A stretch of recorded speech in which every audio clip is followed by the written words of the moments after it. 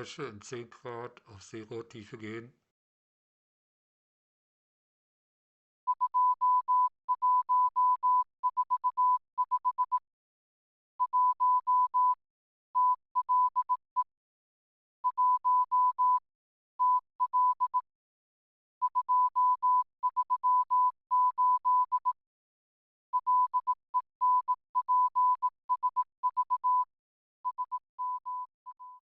In my video about the Turing-Welchman bomb, I showed how Enigma ciphertext can be broken with the bomb if you know a snippet of plaintext, a so-called grip, or guess it correctly. With this video, I'd like to encourage you to try it out for yourself, and if you do everything right, it's not rocket science. For this purpose, I created the two ciphertexts that I showed at the beginning of this video. I'd also like to reveal that the first ciphertext begins with the word Minenwarnung in German, which means mine warning. This can be used as a grip for the attack with the Turing bomb. So that you don't have to try all 60 possible rotor orders, I'll also reveal that I used rotor order 421 for the first message. The second message begins with the word Schiffsmeldung, which means ship report in English. This is the plaintext grip for the second message. Note that SCH was written as SQ in Enigma plaintexts. For the second message, I used rotor order 513. What you need now, of course, is a Turing-Welchman bomb, and normally you don't have one standing around at home. That's why you need a simulation. A very good simulation can be found on the website Virtual Colossus CO UK. If you scroll down, you will find the Turing-Welchman bomb as a simulation, and as well the Enigma, which will also be needed in a later step to decipher the secret text. I use Google Chrome as browser for the simulation because Firefox unfortunately didn't work properly with this simulation. And because the whole thing is quite complex, I will show it here again step by step using an example. You don't have to attempt to break the two new ciphertext right away. If you prefer, you can first follow the steps of the new example as I will show in a moment. This will allow you to familiarize yourself both with the procedure and with the simulation at the same time. The actual ciphertext begins below the 5-letter identifier ZBBSP. The first 12 cipher characters are NNQUGQLXXZUL. For the attack with the Turing-Welchman bomb, you need a snippet of plaintext called a grip. For this purpose, the original code breakers needed contextual information, especially about who had sent the message and under what circumstances. Often the sender was a weather station, and then one could assume that the plaintext began with weather report or weather forecast. In this fictional example, let's assume that the message comes from a reconnaissance unit and begins with word Aufklärung, which means reconnaissance, followed by an X as the Enigma word separator. So we can try Aufklärung X as the grip. We write it under the first 12 characters of the ciphertext. Since no letter could be encrypted onto itself with the Enigma, we can now check whether there are any identical letters in the ciphertext and in the guessed plaintext grip. If this were the case, we could immediately discard the grip. However, this is not the case in this example. All letter pairs are different.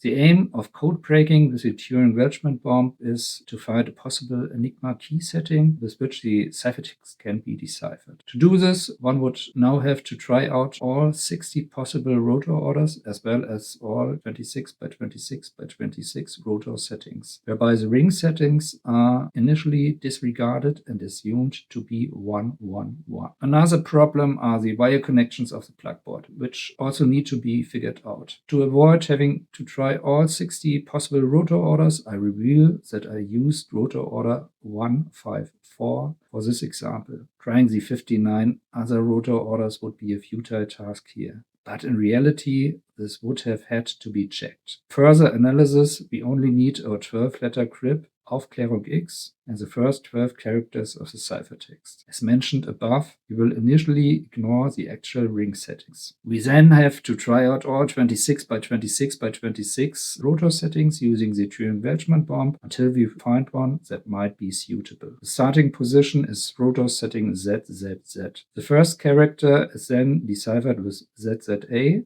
the second with ZZB, and so on. The rotor setting ZZA, an A is encrypted to an N, and conversely, an N is encrypted to an A. The direction of encryption and decryption does not matter here, which makes code breaking easier. For the Turing-Welchman Bombe, we now have to create a so-called menu, a kind of wiring program with which the ciphertext and plaintext can be mapped onto each other and then automatically checked. First, let's do this graphically. In the first position, there's a connection between A and N. In the second position, a connection between N and U. With ZZD, there's a connection between U and K. In the ZZF position, a connection between A and Q. With ZZC, Q and F are connected. The next connection to the letters we already have can be found in ZZI with U and X. Then in ZZH, there's a connection from X to R. ZZJ is N and Z. ZZK is U and G.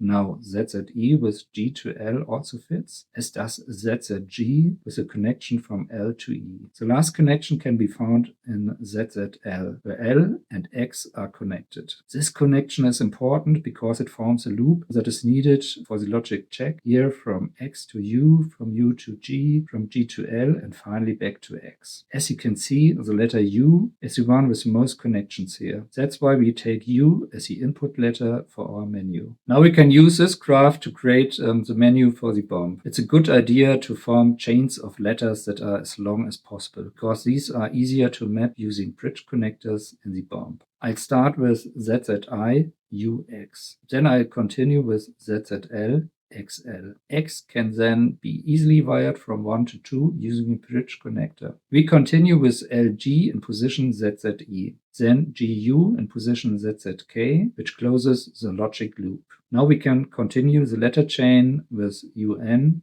NA, AQ, and QF. Now there are 4 individual connections. UK in position ZZD, XR in position ZZH, LE in position ZZG, and NZ in position ZZJ. Now we actually have to create a wiring program for the Turing-Welchman Bombe for this menu. We start with the letter U, which has the most connections. So we need a common group for U and take CO1. U is the input in position 1. The next letter is X, which also has several connections. We use common group CO2 for X. X is the output of 1 and the input of 2. So we can connect 1 and 2 via a bridge connector. L also has several connections, so we use the common group CO3 and the bridge connector 2,3 for L. G is between L and U and has no other connections. We can therefore simply wire G using the bridge connector 3,4. Then we come back to U, which is the output of position 4 and the input of 5.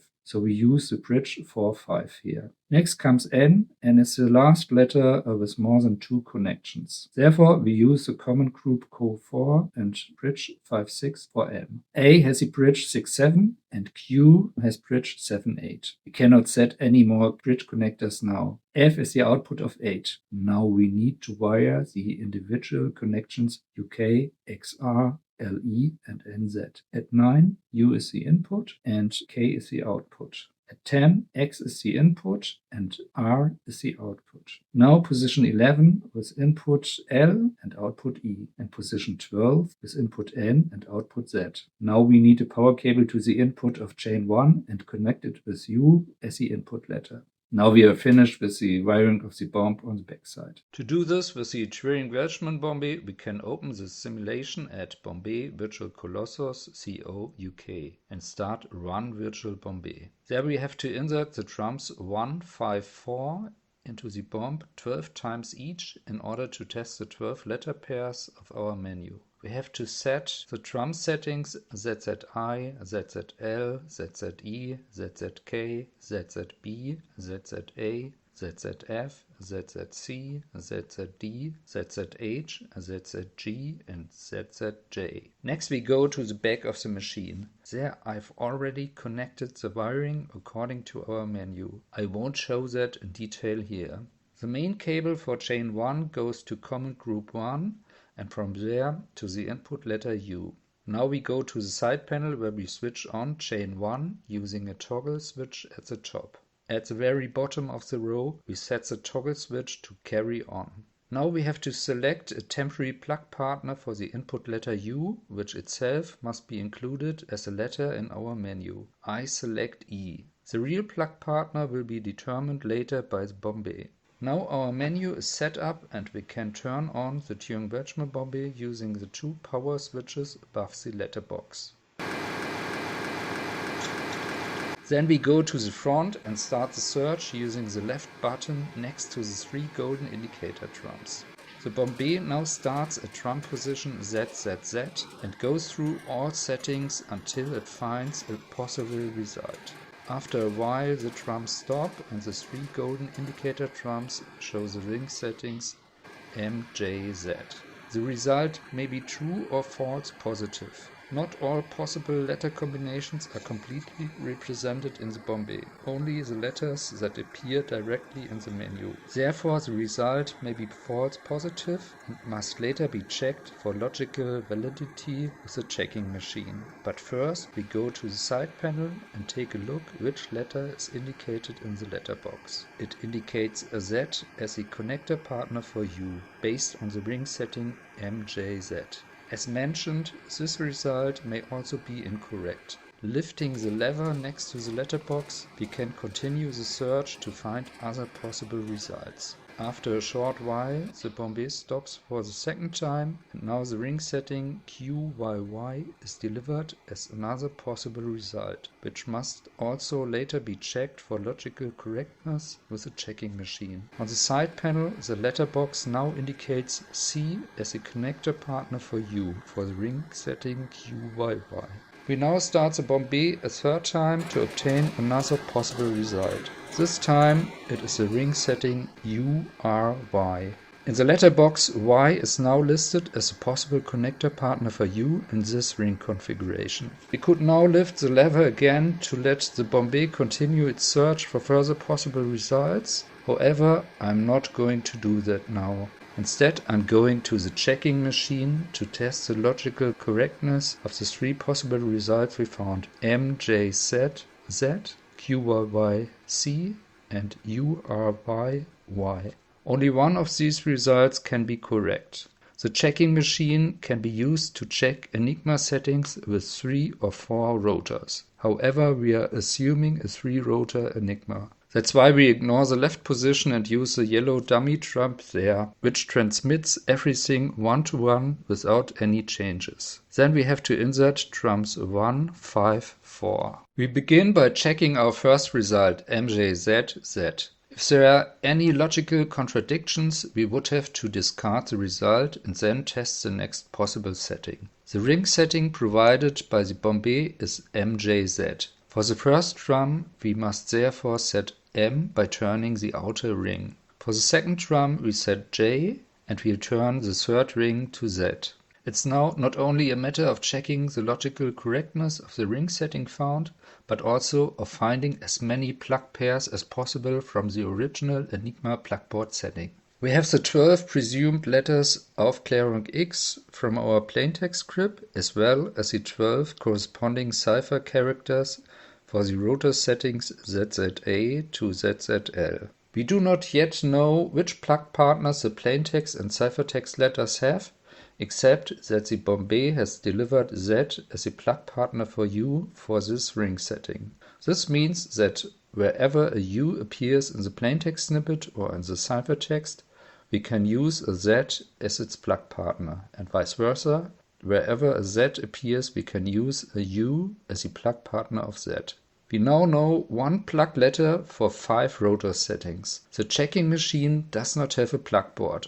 Therefore, only plug letters are used for input and output here. We start with setting ZZB, which we have to set on the 3 trumps. At ZZB, we know that U is encrypted to N, and that Z is a plug partner of U. When we type Z, H lights up. Therefore, H must be the plug partner of N. We can now use this for ZZA, ZZB, and ZZJ. Next comes position ZZA. Here we know H is the plug partner of N, and that N is decrypted to A. We then type H, M lights up. So M must be the plug partner of A. We can also use this for ZZF. We continue with ZZD. U is decrypted to K. When we type Z, B lights up. Therefore, B is a plug partner of K. At ZZF, we enter M and get Y. This must be the plug partner of Q. At ZZC, Y produces a V. V is therefore the plug partner of F. At ZZI, we enter Z and T lights up. T is therefore the partner of X. Now comes ZZH. When we type in T here, J lights up, which must be the plug partner of R. Next is ZZK. When we type in Z, M lights up. So here, M must be the plug partner for G. But that's not possible because M is already the plug partner for A. If we set ZZA and type H there, we also get an M, and here M must be the plug partner of A. The ring setting MJZ is therefore invalid, and we must check the next possible ring setting QYY provided by the Bombe. So, for the first trump we set the ring setting to Q, and for the second and third we set it to Y. For the ring setting QYY, the Bombe has delivered C as a plug partner for U. We can therefore write C as a plug partner in all places where there is a U in the ciphertext or plaintext. Let's start with setting ZZB. When we type C here, E lights up. E must therefore be the plug partner of N here. We can now set this for ZZA, ZZB, ZZG, and ZZJ. For ZZA, when E is entered, a Q lights up, which must be the plug partner of A. We continue with ZZD. Here, C provides a V, so V is a partner of K. In ZZI, on the other hand, C provides an F, which is a plug partner of X here. Next comes ZZH, where P lights up when F is entered. P is therefore the plug partner of R. Now comes ZZJ with the entry of E, M lights up and is the partner of Z. For ZZK, C provides an I, which is the partner of G. Now comes ZZL, where we enter F, O lights up and must be the plug partner of L. Now we should check the 4 settings that we haven't tried yet. With ZZC we expect an X when we enter A, and voila, the X lights up. Conversely, with X, of course, an A also lights up.